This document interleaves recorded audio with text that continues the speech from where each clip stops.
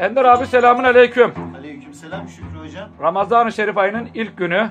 Evet. Orucumuzun ilk günü. Çok şükür. Baktık ki burada güzel bir neyzan bulmuşsunuz. Ali Murat yurt kardeşimizi.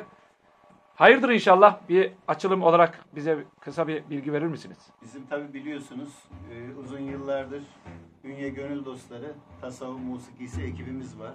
Evet. Siz de bunun önemli bir saç ayağını teşkil ediyorsunuz Şükrü hocam. Davudi sesinizle beraber bize değer katıyorsunuz.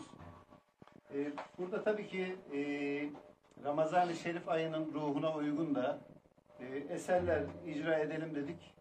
Bu akşam da dinleti yapacağız 15 Temmuz Meydanı'nda Emrah Usta Pastanesi'nde. Her akşam mı olacak? Her akşam olacak inşallah.